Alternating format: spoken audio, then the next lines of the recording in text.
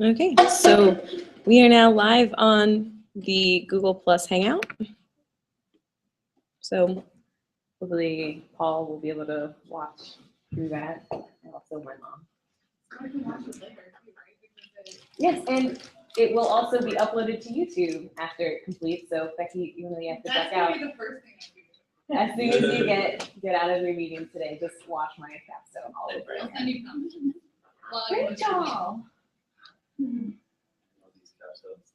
Emily, I Much better suppose, life. yeah.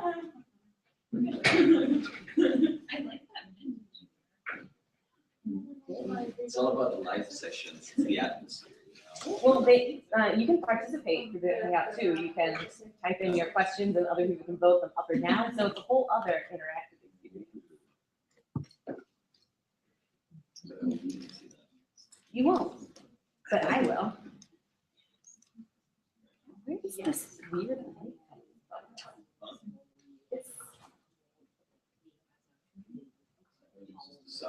Oh, I think it's it's behind here.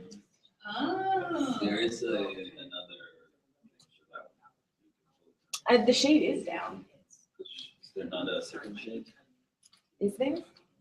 Is there not? I don't know. I think there is a second shade, but I think it's either all darkening or all filtering. Uh-huh. So Don't this you is want fine. it from behind?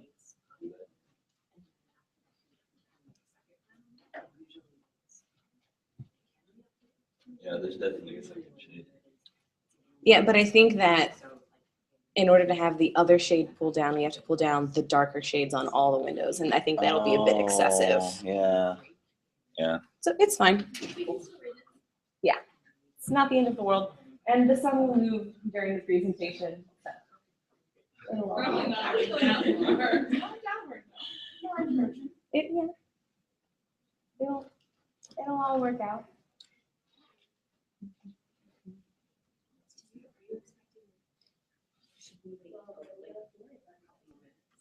Oh, yeah. Yeah, I think we can wait just a couple minutes. I also anticipate some people will be walking in. Okay, I want to introduce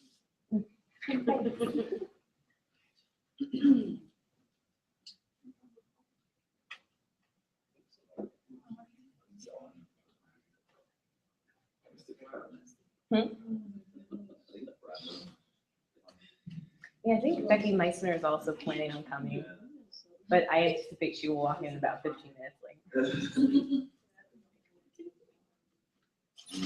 Hey, you guys live with Brandon. You didn't Yeah. rouse him, wake the whole house. I was just running out. Usually I go by it. I'm just giving a little kiss on the forehead to wake him up.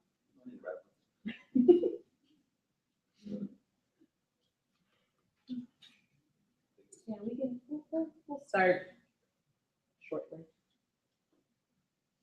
The build up to the end. Exactly.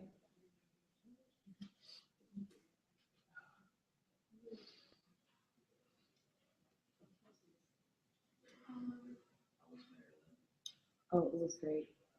It was really good. I got to see baby Aiden. He's walking now. He also can do cheers, so he'll take his little sippy cup and ask it against your cup. And go, cheers. Good morning. So yeah, it was really nice to see him and the rest of my family too, I guess.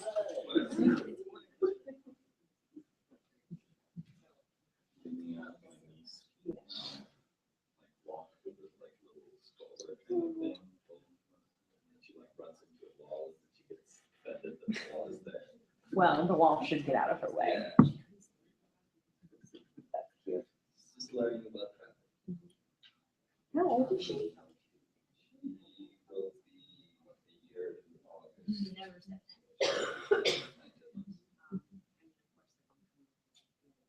And So she and my brother welcome to Cape Cod. Yeah, we'll come to Vermont before that. Very cool. Very nice. Vermont is beautiful.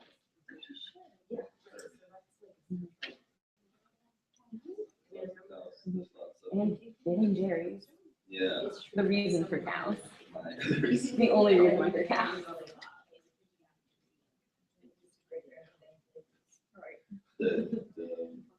My brother. Your brother and sister-in-law. My brother and sister. I say too fast. Brother and sister. Anyway, they are going. They're like big foodies, so it's part of it. Cheese, beer, Ben and Jerry's. That's pretty much similar. Cheese and beer. Yeah, I really wanted to go to the University of Vermont. One of the first things we did was go to the Ben and Jerry's factory and go on the I applied there, but they didn't respond. What? No acceptance or well, I had to apply through an agency that's like part of the State Department, and I think we just lost my application. And everything. We never received an application. I don't know what you're talking about. I think it's a big conspiracy, but so They have bias against Swedes. like That's the only they, thing. I don't know, I think it's a huge conspiracy where they're trying to put everyone in. The State Department is? Why? I don't know, I think someone is saying that paying them to make more.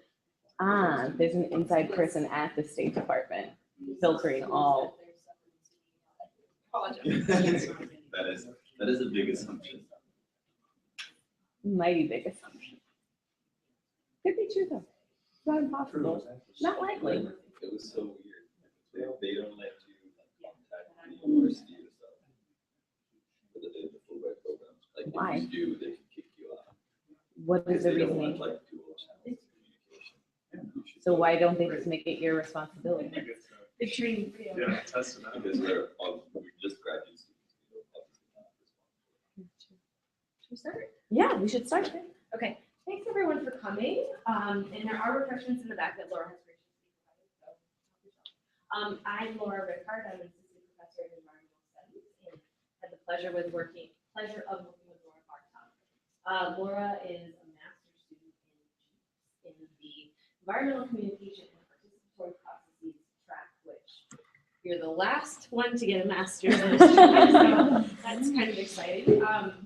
And she comes to us from University of Maryland, and potentially will be going back down that way after finishing up here. And she has a lot of experience working with the long-term ecological LTER. She'll tell you all of that. I'm just gonna stop. She'll tell you all about the LTER network and how that shaped what she wanted to study with respect to science communication. So thanks again. I'll turn it over to Laura. Thank you. And before we officially start, I just wanted to share one other thing. This is my first piece of science communication. This is a science fair project I made when I was 4 years old. Both of my older brothers were in elementary school actually making science fair projects, and I was very jealous and eager to participate. So I think it's always been in me from the very beginning to be a science communicator. And I hope that in the past 20 years, I will have improved on this box science fair project. So The graphs are the best. oh yes, and I did know the importance of including graphs. I have two different graphs, a skinny graph and a square graph. So we'll see more graphic representations of data in this presentation. And yes, I did give myself an A+ on it. So hopefully this presentation will be A+ worthy as well. So before we begin, I just want to make sure that I am sharing my screen with So this presentation is being simultaneously broadcast through Google. through the Google Plus Hangout, right? So at the end, we'll have time for questions. So please do hold your questions until the end, and I will also be seeing if anybody from the internet has asked me any questions as well. All right, so again, thank you all for coming. The title of my presentation is Walking the Talk, Exploring the Application of Models of Science Communication in Long-Term Ecological Research Sites. And I'll explain what both of those things are in just a moment. So I'm just gonna walk you through the presentation briefly. I will explain what my research question means, I'll explain the context of that question. I'll walk you through the methods I employ in order to answer my research question. I will highlight some particular results and discussion that I found to be the most interesting and exciting, although it will not be the full breadth of what I found. You'll have to read my full thesis to see everything. And then I'll distill my recommendations for future research, as well as for science communication practice in the Long-Term Ecological Research Network. So my question is, how do the practices of science communication practitioners at long-term ecological research sites relate to theoretically established models of science communication? So essentially what my work is exploring is, how does theory interface with practice in the particular context of this research network? So what is this network? What are LTER? So LTER stands for Long-Term Ecological Research. And the LTER network was created in 1980 by the National Science Foundation and includes more than 26 sites across the continental US, Tahiti, Puerto Rico, and Antarctica. And these are publicly funded sites that produce scientific research related to ecological science that is aimed to improve decision-making with regard to these ecosystems. So the LTER site, because it's publicly funded, they're really, really important for the production of ecological knowledge and science-based knowledge, particularly because they're one of the oldest and longest running networks, research networks in the world. And they also play a very key role in disseminating that knowledge. So not only do they actively produce ecological knowledge, but they also actively disseminate it. And they're also engaging thoughtfully in science communication. They have produced a strategic communication plan that's supposed to guide the practices of these science communicators. So I initially became interested in this network when I was working at Harvard Forest, which is right up there, as a research intern through their research experience for undergraduates program. And there I was engaging in conducting social science research, but I was also exposed to how the LTR scientists think about communicating. And that's when I became really interested in understanding how this network engages in communication. So that's the practical context. That's what LTRs are, but what are models? So models of science communication seek to describe how science communication functions in the real world. And these are inherently incomplete models. They're overly simplistic, but they can inform the design and implementation of communication strategies. So the three models that I focused on in particular in my research are the deficit model, the dialogue model, and the participation model. And I'll go into more detail explaining those in a moment. But I'm also particularly interested in these models because they're pretty overarching and broad models. They are fairly comprehensive and being able to describe science communication practices. And they've also been described quite extensively in science communication literature. I'm also particularly interested in these models because you can envision them on this spectrum of public engagement, where the deficit model is sort of at the low end of engagement, the dialogue model is somewhere in the middle, and the participation model is at this higher end of engagement. And we'll talk about why that matters in a moment. So the deficit model is also known as the diffusionist or dissemination model. And again, it's at that low end of public engagement. And the basic underlying assumption of this model is that the audience doesn't know a lot about scientific information. They have a deficit of knowledge about science, and that leads to conflicts over scientific policy. So this audience is seen as this sort of homogenous group. They're scientifically illiterate. And in order to overcome this deficit, communicators try to transmit scientific information to them and overcome that ignorance. It's really a one-way transmission of information. Like somebody standing at the front of the room and lecturing to a group of people, it's assumed that the information will just be assimilated by that audience. So examples might be, other than a presentation such as this, a magazine or newspaper article where it's written and then shipped out and there's not a lot of interaction between the author and the audience, or a documentary could also be another example of deficit model communication, where the thing is produced, it's sent out, and people just take it in. So the deficit model, though, has been pretty heavily criticized within the field of science communication. And again, these models are inherently overly simplistic. But in particular, the deficit model's assumption that people will just assimilate information has been criticized in particular. So for example, McCreight and Dunlap conducted a study that examined how political orientations, either in the US, either Democrat or Republican, conservative or liberal, affected the way that individuals responded to information about climate change, or how much of a risk they viewed climate change. And what the authors found was that the more conservative you are, the less likely you are to agree, regardless of any other factors, regardless of how much information you might actually know, how educated you might be. So that's the one main criticism. Kahan et al. Also sort of brought in this idea of overcoming this assumption and talk about the other identities beyond political orientation in their cultural cognition thesis. So essentially, Kahan et al. Also looked at political orientation, and they also measured scientific literacy and numeracy of their participants. And they looked at how scientific literacy and political orientation interacted. And again, they found support for the claim that audiences don't just assimilate information as it's given to them. They filter that information through their political, cultural, social lenses. So that suggestion that people will just take what they're given has been heavily criticized.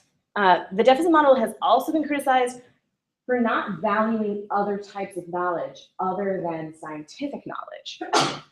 So for example, local ecological knowledge from indigenous people might not be considered as important as scientific knowledge conducted at, say, an LTVR site. But Bucci, in his article talking about deficits, dialogues, and moving beyond these types of assumptions, states that lay knowledge is not an impoverished or quantitatively inferior version of expert knowledge.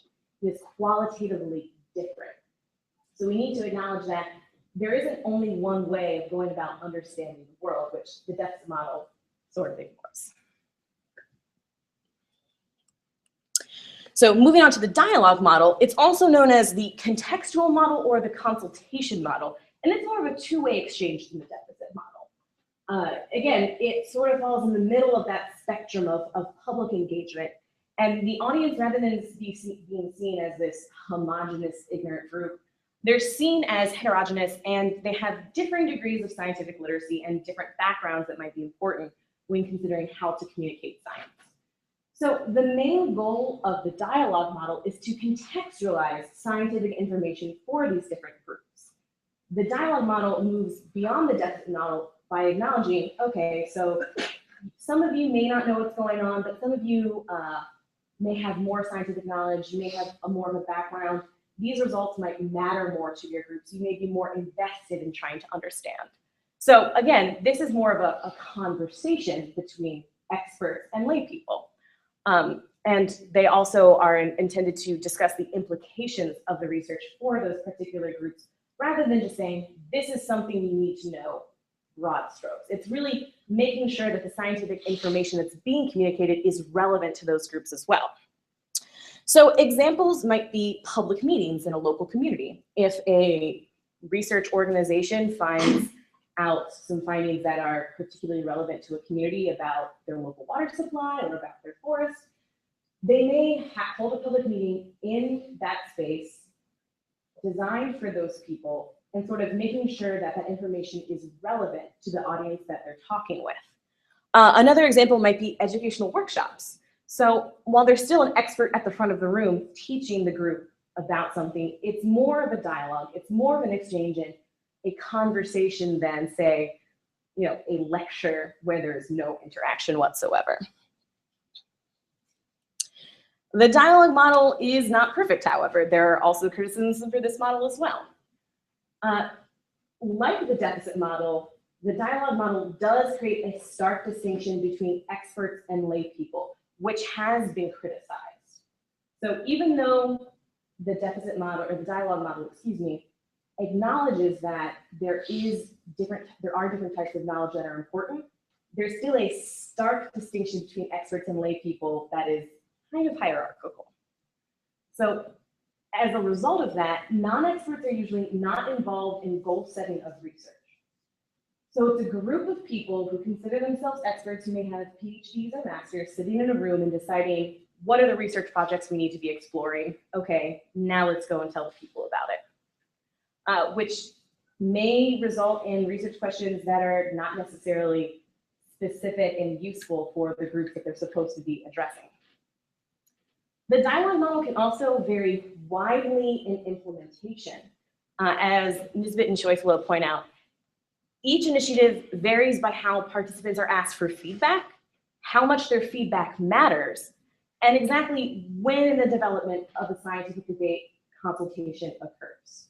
So even though we're having a conversation, I could still be doing 90% of the talking and letting you ask a question every once in a while. That may not be as effective as a conversation where it's more 50-50. So the final model that I'm exploring is the participation model, which is also known as the public engagement model or the deliberative model. And it's at that high end of public engagement, as sort of hinted at by its other names.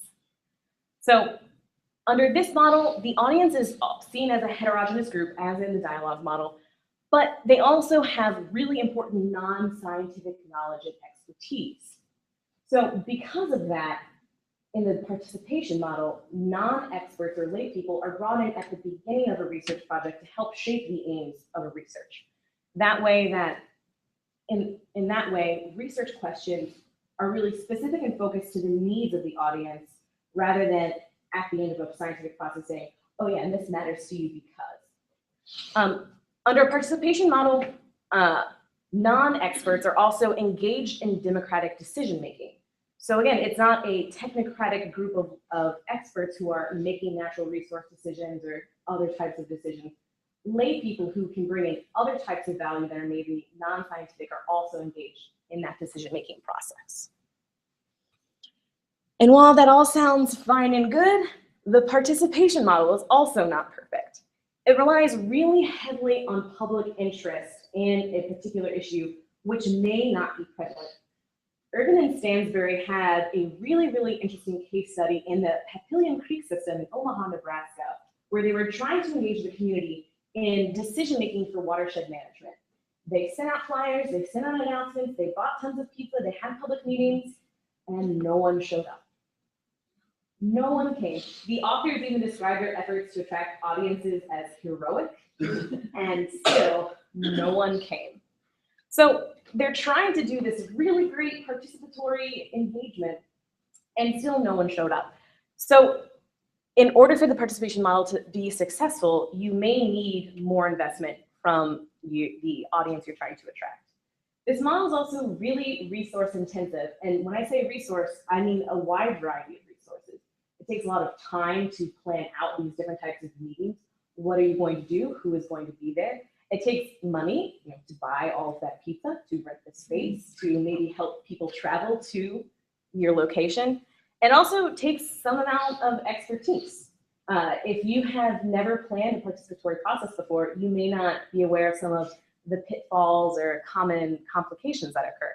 So even if you want to engage in participatory communication, you may not have the time, the money, or the skills to be able to successfully implement these types of communication. So now that you sort of understand the context, both theoretical and practical, of my project, I want to introduce you to the methods that I use to undertake this project. So who is a science communicator? Who are science communicators in this study? I've created a definition that participants were supposed to be employees of the LTR network with the responsibility to communicate, report, or interpret the findings of his or her organization with any other group, but excluding K-12 educational programs. I was trying to make a really stark distinction between communication and education, because within the LTR network, there is an education function and a communication function that's clearly delineated in their strategic planning documents. And I am a communication scholar, not an education scholar, so I wanted to make that difference really clear.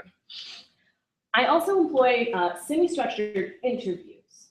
for my project. And these interviews covered introductory information, which was really designed just to understand who are these people that are coming into these roles, and also let my participants warm up to the interview a little bit. I also asked about the LTR network influence, trying to understand how does this strategic communication plan influence participants? How does this huge network that covers the whole continental US, Puerto Rico, Tahiti, and Antarctica work together? I talked about their perception of goals, their perceptions of audiences, and the perceptions of responsibility and ethics in order to get to those underlying assumptions that might align with one or more of the models that we were just talking about. So these interviews were designed to sort of get at the underlying assumptions of my participants in order to see if they had any sort of assumptions that I could relate to any of the theoretical models I was looking for.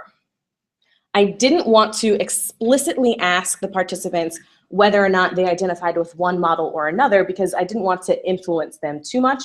And I also wasn't sure that my participants would know what these models are. So in total, I conducted 16 interviews, which lasted 54 minutes on average. So initially, I sampled or recruited participants through a variety of email listservs that were provided to me through the LTR network administration.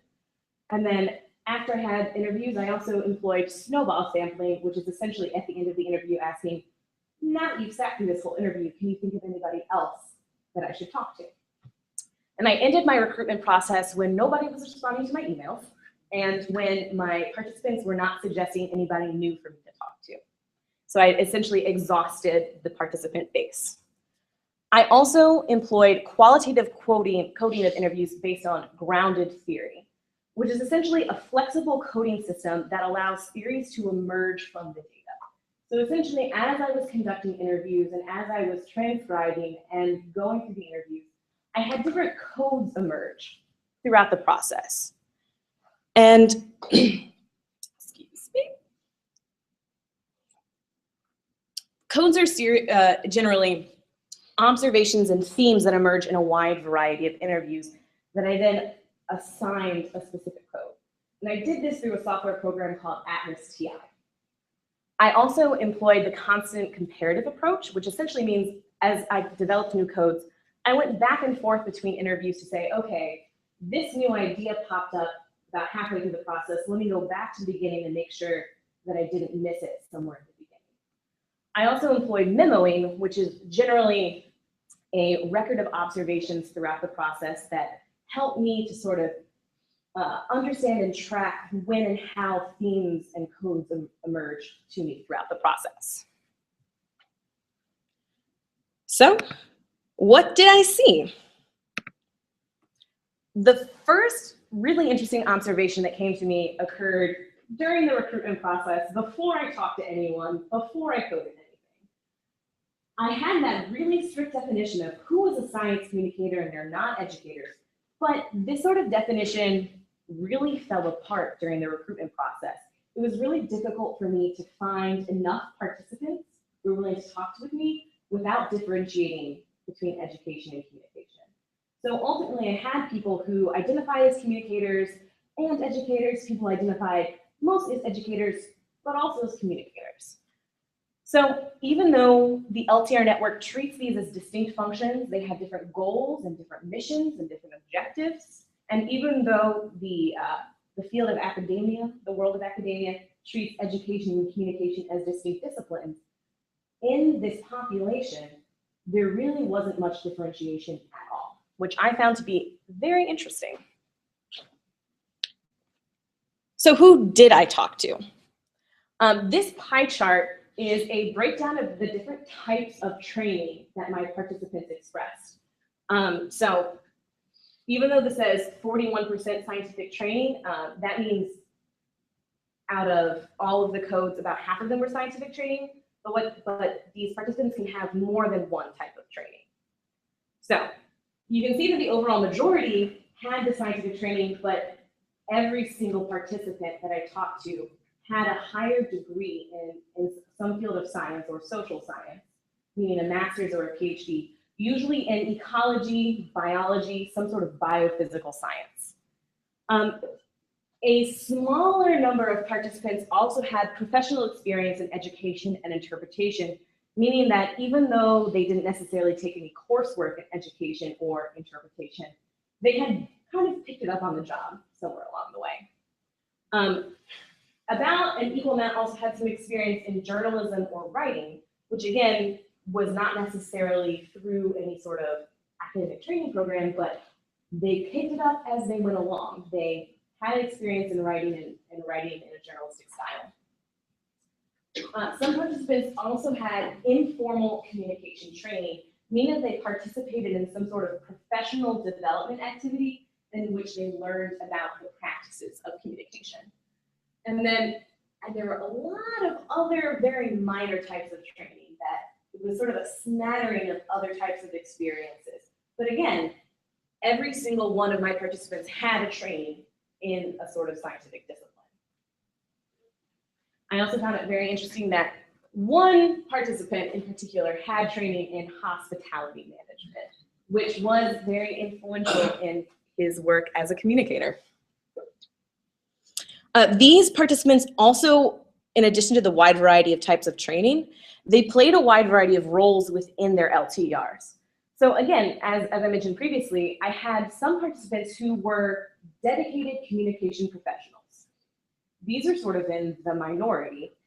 Most of the participants that I talked with were researchers primarily and communicators secondarily. We even had one participant who was not employed as a communicator by the LTR at all. He just really loved to do science communication, so he did it in his spare time with regard to his work at the LTR site. And a lot of my participants were also principal investigators of their site. So even though that role sort of has a communication element, it's one small part of a constellation of responsibilities that a PI might have. But the participants that I talked to felt that it was a very important part of their role as a PI. So that's who my participants are, but what are they trying to do? What are their goals? I have taken just a small sampling of the 22 different goals that emerged throughout my coding process. These are just the top 5 or 6. This rank by frequency is intended to indicate their frequency relative to each other. So N represents the number of times that code appeared in all of my interviews. The frequency is the ranking relative to the other codes. So the #1 code that I saw was creating connections, which is sort of a broad code, but it was intended to describe any time a participant described their work as just getting people together, getting people in the same room, connecting kids to nature, or connecting science to policymakers. So for example,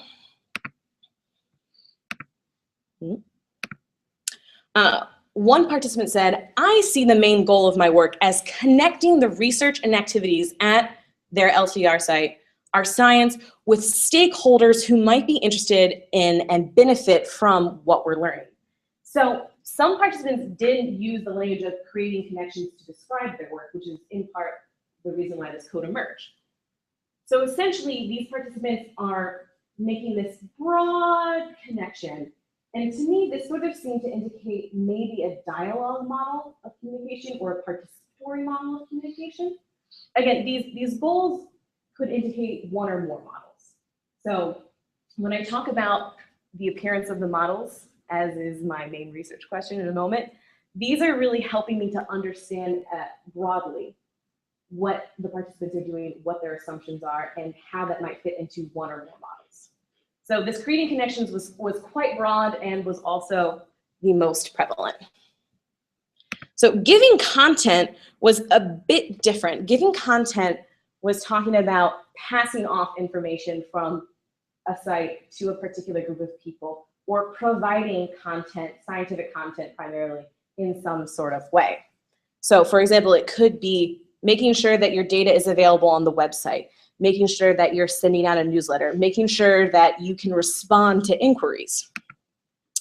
So for example, one participant described their goal as, serving as a conduit of information and stand in front of their audience. So making sure that they're there, that they're able to give information And it's sort of a passive action, a passive goal, where they're making sure that they're available to people. And this was the second most prevalent goal among my participants. So creating scientific knowledge was the third most prevalent goal. And this is slightly different from another goal that emerged, which was creating scientific understanding. Creating scientific knowledge was used to describe when participants were truly trying to make sure that their audiences understood discrete facts or pieces of information. They wanted them to know, what is nitrogen? What is the role of forests in their local ecosystem? Whereas creating scientific understanding, which was another much less prevalent goal, was used to describe when participants wanted their audience members to understand the scientific process. It was more process-oriented and holistic than creating scientific knowledge. So, for example, this participant said, I think science literacy is going to be the kind of first step in helping promote environmental stewardship. Excuse me. So this participant was really focused on making sure that the individuals or audiences that he was communicating with understood the science behind what was going on and using that as a way to promote environmental stewardship. So informing decision-making was one of the fourth most prevalent goals. Informing decision-making and demonstrating the value of the site sort of tied there. But informing decision-making was used to describe when participants were aiming to provide information to decision makers so that they could then make a decision. It was used to describe when they were, again, being sort of passive. When participants described their work in this way, they were making sure that they weren't introducing any bias, they weren't promoting one particular policy option over the other, they were simply providing and informing decisions. So for example, one participant said, I like to think that I would be doing sort of an objective analysis and provide these information to people and sort of talk about what the pros and cons are. So not necessarily saying, oh, no, that is a bad way to go. Just saying, okay, this would be great, this would be not so great, it's really up to you. This is very different from improving decision-making, which I will get to in a moment. So demonstrating the value of the program of the site was also tied for fourth in terms of the most prevalent goals. And this was a very instrumental goal. These participants were really just trying to make sure that their funders knew that what they were doing was important. So for example, one of my favorite quotes from all these interviews, we need to show people that they're not wasting their money on us doing silly things. We need them to understand that what we're doing is important. And this could be a particular program, a particular avenue of research, or the site in general. So, improving decision-making was used to describe when the goal of participants was to have people make better decisions. There wasn't any sort of careful calculation of, oh, I don't really want to suggest one avenue over the other. I don't want to make sure that I'm not biasing. They wanted decisions to be better, and usually with specific goals like increasing environmental stewardship or protecting ecosystem services or really demonstrating the value of a particular type of ecosystem so that it would be preserved. So for example, I'm hoping that people are going to use scientific information to make better decisions about environmental management. So this distinction between improving decision-making and informing decision-making was one of the things that struck me as particularly interesting in this process of talking about their goals. So I sort of understood these as sort of countervailing goals within the network. So again, this informing decision-making was talking about the moral obligation to make sure that they're maintaining their objectivity, that they're not influencing one particular pathway over the other. So as one participant said, I think we have a moral or an ethical obligation to make sure that we're not dictating that the information we gain here should inform one answer. They're making sure that their information is out there for a wide group of people to be able to make any sort of decision that they need. improving decision-making has a specific goal in mind. So, I mean, ultimately, I would want behavior change, right? I'd like to be able to communicate ecosystem service to people in a way that helps them to want to preserve those ecosystem services. So this differentiation between informing and improving was very interesting to me because the LTR network's mission is to inform decisions. It's one of the reasons that this whole network was founded. And yet there's sort of these two different approaches to the way decision-making should be communicated with.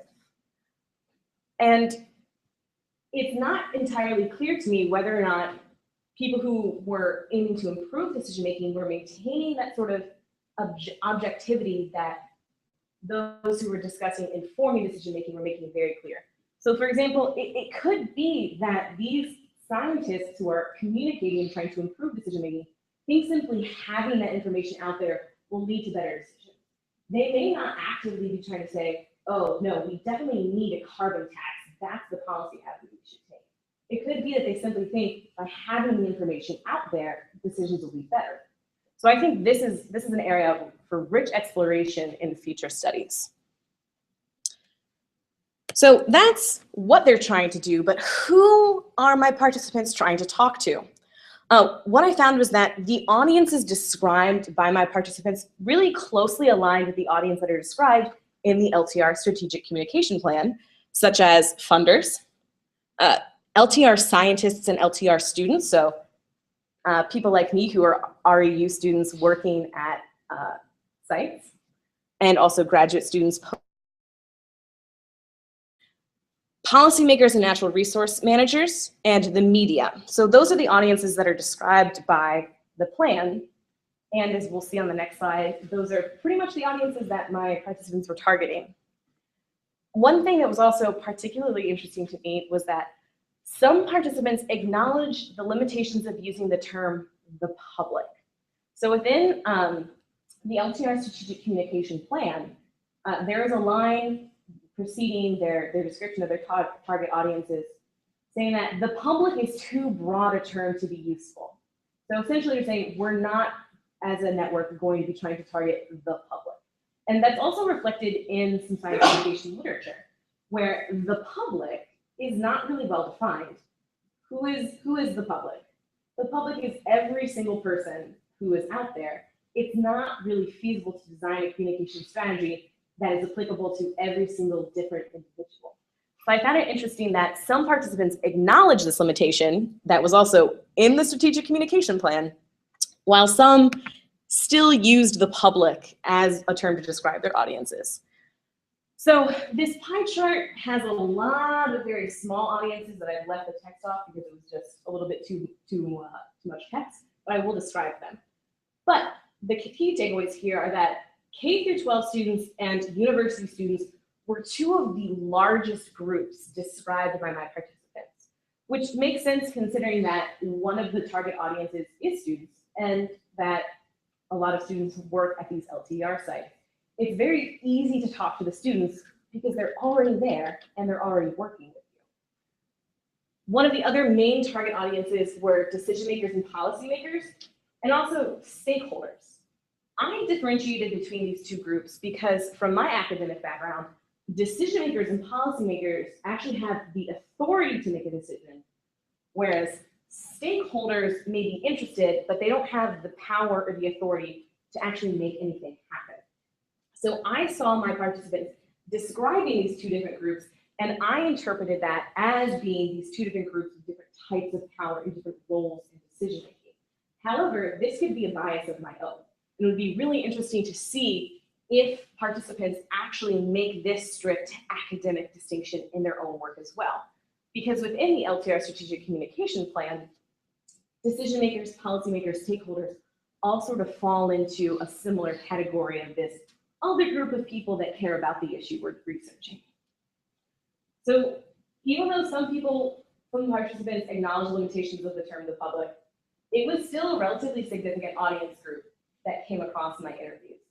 And it's particularly interesting to me because some participants even acknowledged, oh yeah, we're not really supposed to say the public, but that's who I'm talking to. which was kind of confusing because I, as a scholar of communication, know that the public is not useful. It's in the plan that the public is not useful, and yet my participants couldn't really seem to let this term go. But moving on, the other two major groups that participants described were relevant professionals. So essentially groups of people that worked in fields related to their research, such as loggers, foresters, fishermen, ag professionals, people of those nature, and also other scientists. So that could be scientists within their own LTR site, scientists within the LTR site more broadly, or scientists in other academic disciplines. So, which makes sense because, as I've stated, the LTR Strategic Communication Plan emphasizes making connections with those other scientists as well. So briefly, the other types of audiences that were described, but which were much less significant, were internal audiences, so within their own LTR site or within the network, journalists, the media, the press, which I sort of grouped into one code, teachers or instructors, local citizens, local to their particular site, citizen scientists. I also had more than one participant described a varied public audience, which is, I think, their way of trying to say the public while acknowledging that they really shouldn't say the public. Scouting groups, non-captive audiences, and one participant said, I have a broad audience. So just sort of, again, I think that was an attempt to say the public without saying the public. So getting down into the nitty-gritty, getting back to my original research question, how do these models describe the practices of these science communication practitioners? So again, I didn't go into my coding process or my process with any strict formal indicators of what each of these models would be. That's because they're not mutually exclusive, and you can use more than one model at more than one time. So essentially, again, I used my questions about audiences, about goals, about ethical considerations, in order to try to understand how these different participants viewed their work. So, and again, I used the coding process to help inform which participants followed which models, and the memoing process as well. And essentially what I did was, after reviewing my memos and reviewing my codes, I assigned labels to each of the participants as, or more than one label, to say, okay, this person is following the deficit model and the dialogue model, or just the dialogue model, or just the participation model, in order to try to understand which models were being used most often. So as far as the deficit model goes, I found that it was pretty pervasive, that there were quite a few participants who were following this model, but it was not the most dominant model. I think it's likely because this model is a low-hanging fruit strategy. So essentially, it doesn't take a lot of effort to put out a newsletter or to maintain your website. But you also won't necessarily get a whole lot in return. You may not get a lot of interaction on your website. Probably no one's going to respond to your newsletter. So participants are likely doing this all of the time because it's a pretty easy thing to do. And in some cases, the types of reports that would fall under this are mandatory through the strategic communication plan. What was also particularly interesting to me about the deficit model was that some participants explicitly denounced the deficit model, and it was the only model that was mentioned by name. So as I mentioned at the beginning, I didn't go into this saying, okay, participants, let's talk about the deficit model, the dialogue model, the participation model.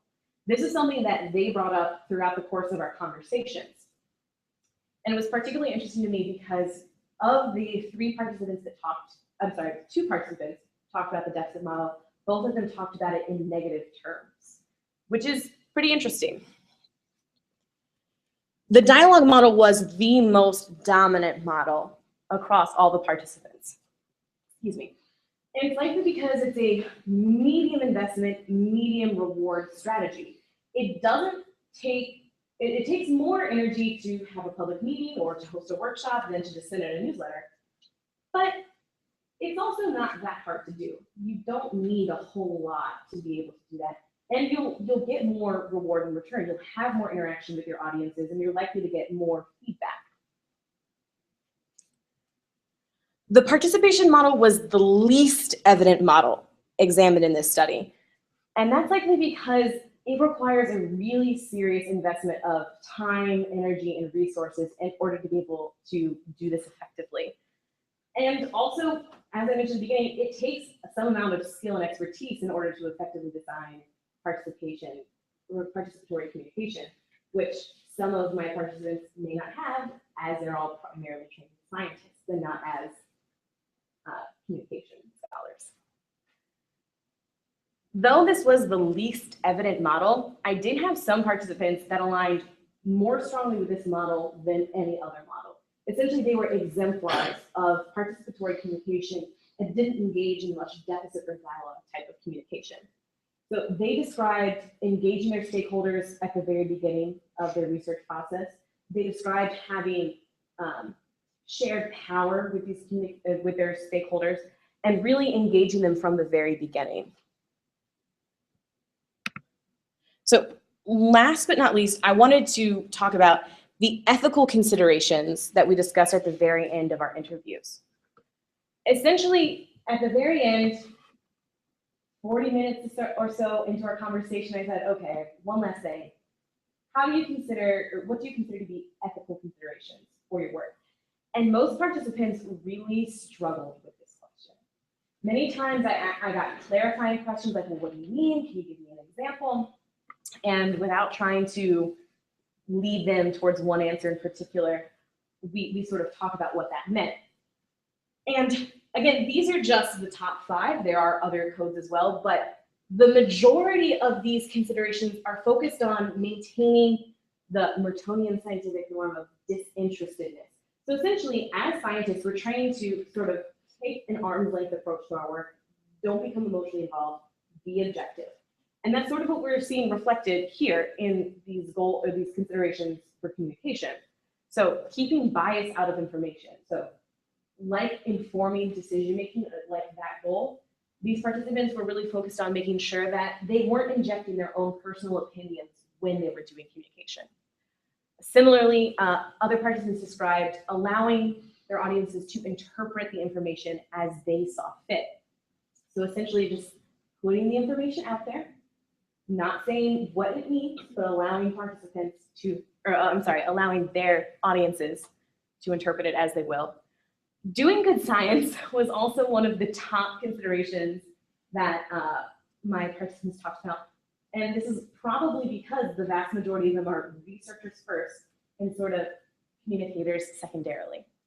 And maintaining scientific objectivity was also one of the primary ethical considerations, which again is sort of in line with these other considerations that I described before. One other thing that also really stood out to me in particular about these ethical considerations was that they're focused largely on the creation and the transmission of their messages rather than listening. So we know that communication is a little bit of give and take. It's not just me talking to you, it's also me listening to your questions at the end of this presentation.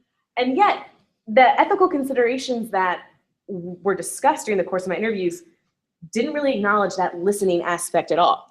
This is also particularly interesting to me because in the UK, they have the Department for Universities, Innovations and Skills, which has published a universal code of ethics, or universal ethical code for scientists in 2007.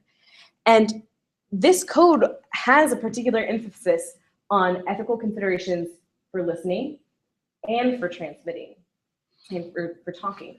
So it's very interesting to me that that whole other half of communication is curiously absent when we talk about the ethical considerations for science communication. So what does this all mean? So essentially, I believe that my findings support the claim that these models should be conceived as ideal types rather than as mutually exclusive categories. So basically, I did see much overlap between these models across participants. There usually weren't people that were just following one particular model all of the time. I also think it would be very interesting for future research to explore other models of science communication that may fit onto this spectrum of public engagement that I discussed at the very beginning. So for example, this is basically the same spectrum, but I've inserted the contextual model and the lay expertise model into it, which I can discuss in more detail at the end of this presentation. But essentially, I think that we need to explore this idea of public engagement in these models more thoroughly. Well, that's the theory. What about for practice? It was particularly interesting to me that education and communication were really conflated in practice. And I think that we really need to consider more fully why this might come across when in this realm of academia and strategic planning, we see them as very separate functions. It also is very interesting to me, or very apparent to me, that science communication theory doesn't seem to be well understood by practitioners, which is not necessarily all that surprising. Again, these are primarily scientists who are doing science communication. They're not getting their masters in environmental communication processes. They're getting their masters in environmental forest biology or chemistry or something along those lines. So I may be sort of suggesting a deficit approach to this, in which we may need to have practitioners better understand the theory that we have come up with in our own ivory tower. So my recommendations for future research, I would be particularly interested to see what factors influence the adoption of a communicator identity. Because when I was recruiting participants, I was looking for a very specific group of people, but in reality, I could have talked to every single person who works at an LTER. Science communication is done by all of us all of the time. So who decides to become a communicator? Who becomes the person that's responsible for this transmission or this dialogue? I'd also be particularly interested in exploring how well practitioners' descriptions of their work actually depict their work on the ground. So I talked with practitioners about their sort of goals and their lofty ideals, but I didn't essentially ground truth any of what they were saying. I didn't ask them to say, okay, give me records of your public meetings, show me all your newsletters, let me look at your website. So it'd be interesting to see not only how practitioners are thinking about their work, but what they're actually doing and what they're actually able to accomplish. I'd also be particularly interested to see if there's a difference between the biophysical science trained communicators versus non-biophysical science trained communicators. So in this network, I primarily had a bunch of scientists and researchers doing communication, but there are other contexts in which communication practitioners are not necessarily the ones doing the research or the science that they're communicating about.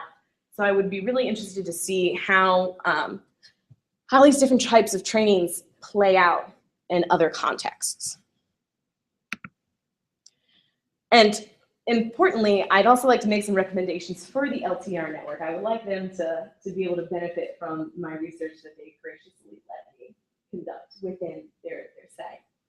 So one of the things that occurred to me was that even though there's this sort of indistinct differentiation between communication and education, it would be really helpful for the LTR network to create this sort of identity and training program for communicators. So each LTR site is supposed to have a designated site communicator.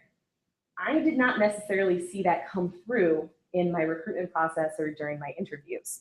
So while they sort of have this beginning of an understanding of, okay, these people are communicators and these people are researchers, I think it would be really beneficial to have those who are identified as communicators really fully understand and embrace that role, and also participate in additional professional development in order to help them sort of understand these theories a little bit better and understand and gain some maybe skills.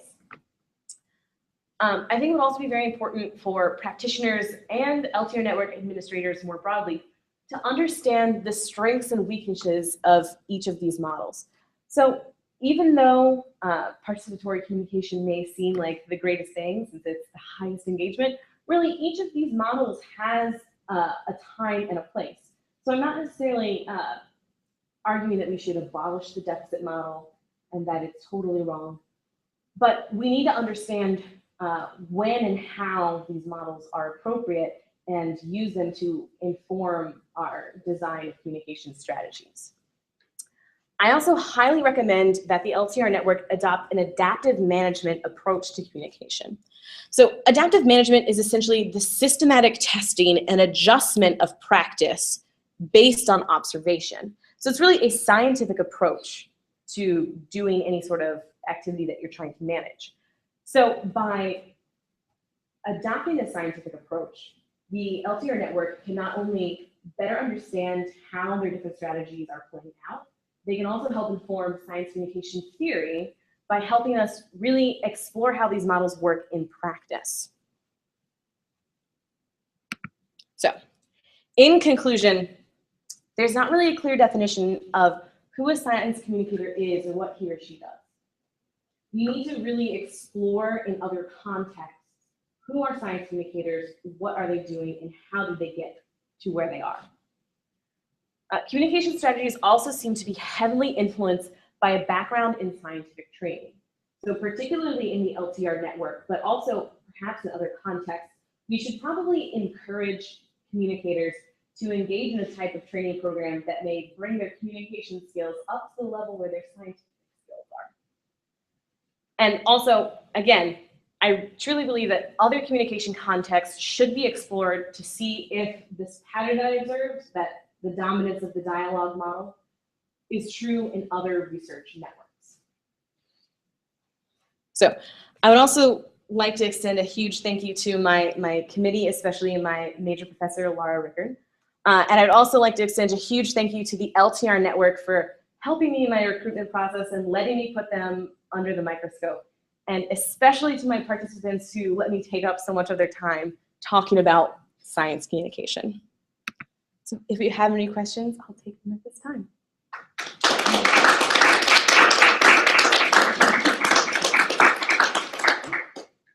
Emily?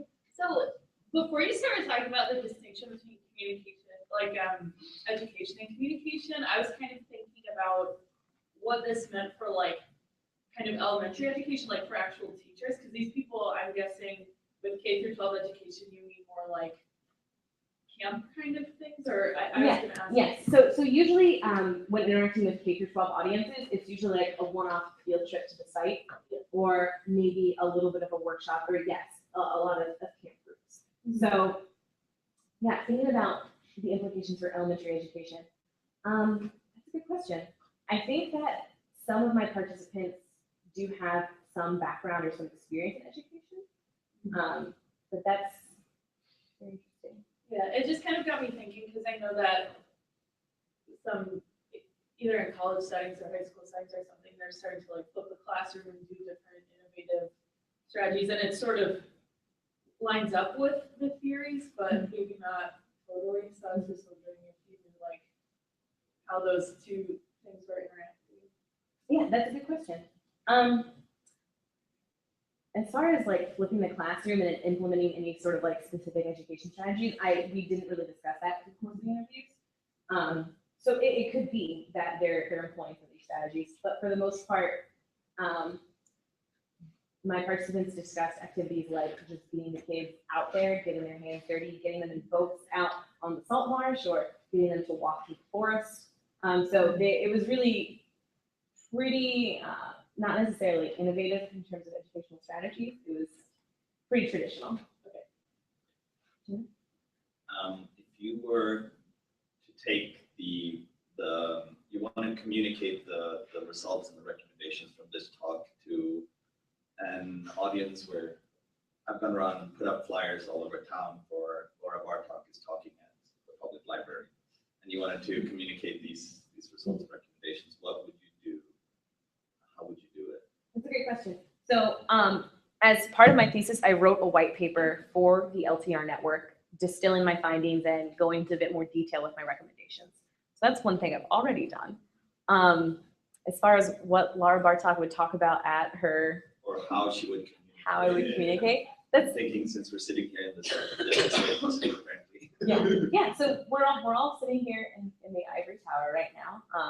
With a beautiful view. But I would probably probably try to engage administrators of different research networks like LTR or the Organization of Biological Field Stations. There's also a research network of marine laboratories.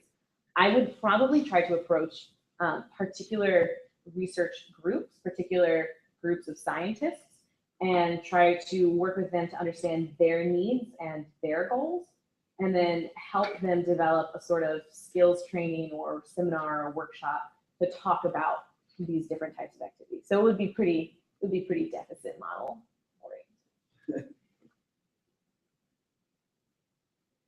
Kind of within your communicator, I totally see where you're coming from. The identity of communicator is kind of a nebulous one, especially in a strange population like the LTR people. But within that, you've got educators and scientists in particular. Do you think they lean one way or another towards models, or what kind of biases did they have different from other members of that population? So that's a good question.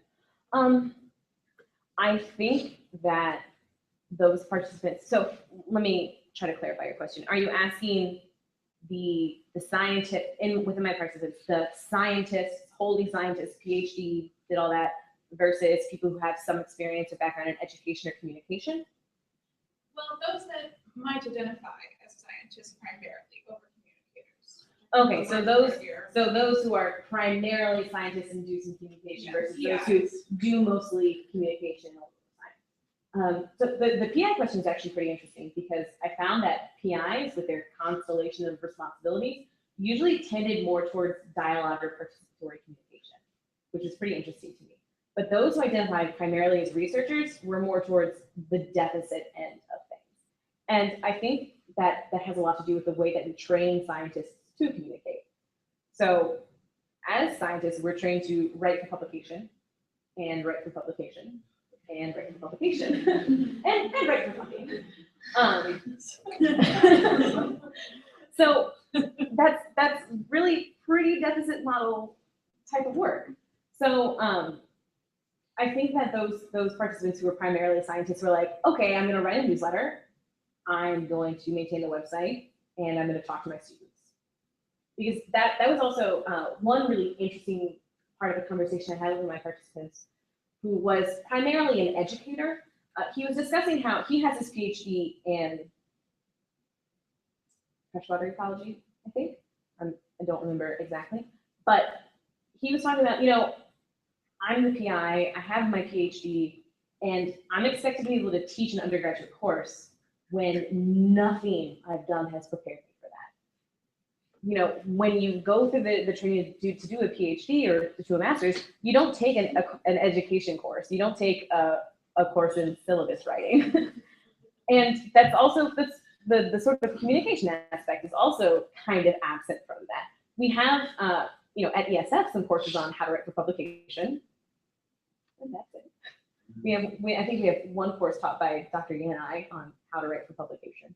But yeah, so those who are scientists tend to do the things that scientists are sort of expected to do and expected to learn along the way, which tend to be pretty deficit oriented.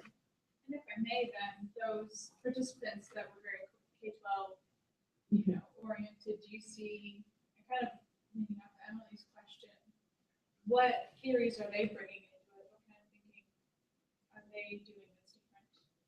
Right, that's a good question. So those who are primarily focused on education tended to be more dialogue oriented, but they also tended to be less instrumental in their goals and more idealistic in their goals.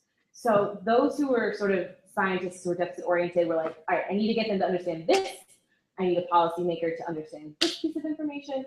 But the sort of educator crowd was like that primary goal. We're focused on creating connections, getting kids out in nature, getting kids to experience, getting kids excited about science, and these sort of like fluffier goals. Trinity?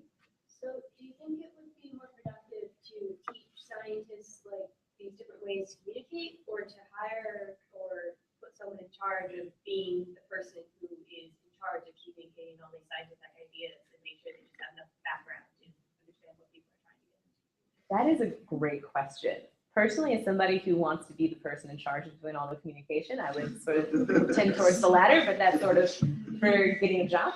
But I do think that there is a trend towards incorporating more communication activities within scientific training. So for example, when I was an REU student at an LTER, one of the big things we had to do was do a presentation at the end of the summer talking about our work. And we had to sit in on seminars about how to do an elevator pitch and how to do all these other sort of communication activities.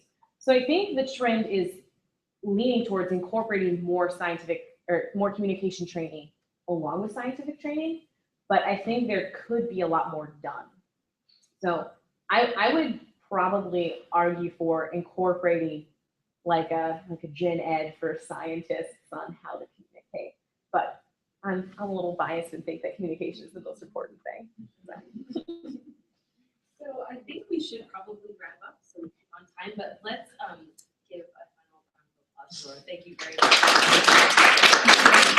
Thank you. Thank you all so much for coming. Now we'll start.